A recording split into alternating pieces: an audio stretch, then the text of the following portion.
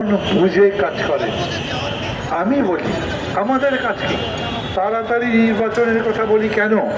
বলি এই জন্যে যে দেরি হতে থাকলে জিনিসের দাম যদি আরো বাড়ে, কোন দিন মানুষ মিছিল করবে, সেই মিছিলে এই পতিত স্বৈরাচার তার সমস্ত শক্তি নিয়োগ করবে, ঠেকাতে পারবেন না।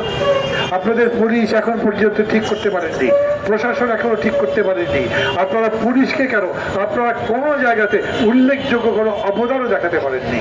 তারপরেও আপনাদের বিরুদ্ধে আমরা মাঠে নামিনি। আমরা শুধু বলছি আপনাদেরকে সতর্ক থাকতে, ঠিক মতো বুঝে শুনে কাজ করতে। এই নির্বাচন যত তাড়াতাড়ি হয় তত ভালো। এই কারণে মাঝে মাঝে আমার মনে হয়, ধরেন একটা হরতাল টরতাল ডেকে দিলে আমাদের পুলিশরা হরতাল বাধা দেওয়ার জন্য নামবে। এখন পর্যন্ত গ্রামে গ্রামে থানায় থানায় পুলিশ সিভিল ড্রেসে থানায় যায়, থানার মধ্যে ঢুকে পুলিশের ড্রেস পরে। আবার যখন বাইরে বেরোয় তখন অনেক থানাতে দেখবেন পুলিশ তার ড্রেস বদলে আবার পাবলিকের ড্রেস পরে রাস্তা দিয়ে যায়। তারা কোনো দায়িত্ব নিতে চায় না।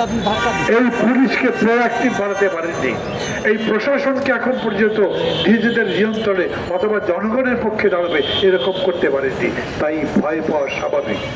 তাড়াতাড়ি ভোট দিয়ে আপনারা মান সম্মানের সাথে চলে যেতে পারবেন।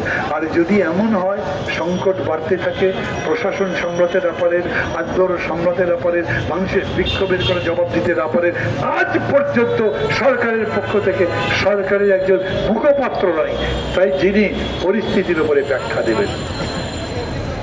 কথাবার্তা লম্বা হয়ে যাচ্ছে, কিন্তু আমি বলি আপনাদের কাছে আমাদের সবার দায়িত্ব আছে। আমি মনে করি যে আজ এই সরকার ব্যর্থ হলে সেই ব্যর্থতা আমারও হবে। আমি মনে করি আজকে যদি কোনোভাবে সরকার কোনো জায়গাতে বড় ধরনের ভুল করে, সেটা আমার পকেটে যাবে না। যারা তার বিরোধিতা করে, যারা স্বৈরাচারের পক্ষে, তার পকেটে যাবে। অতএব আমি চাই সরকার যত ভালোভাবে তার দায়িত্ব পালন করতে পারে। সমালোচনা মানেই গালাগালি নয়, সমালোচনা মানে আপনাকে শোধরাবার পরামর্শ দেওয়া। এবং সেই লক্ষ্যেই বলতে চাই, আবারও বলি, তৌহিদের হত্যাকাণ্ডের উপরে আপনাকে কথা বলতে হবে। ওই পরিবারের মনোতুষ্টির জন্যে, তার সন্তুষ্টির জন্যে, জনগণের কাছে জবাব দেওয়ার জন্যে আমরা যারা আন্দোলন করছি, কালকে যে আমাদের কাউকে ফিরে চলে যাবেন না, তারপর আমাদের শরীরে রক্তাক্ত আঘাতের চিহ্ন নিয়ে এই ঢাকায় কিংবা কোনো জায়গাতে রাস্তায় পড়ে থাকবো না। এই যতগুলো মানুষ আছে সেই গ্যারান্টি চাই, আপনাদের কাছে চাই।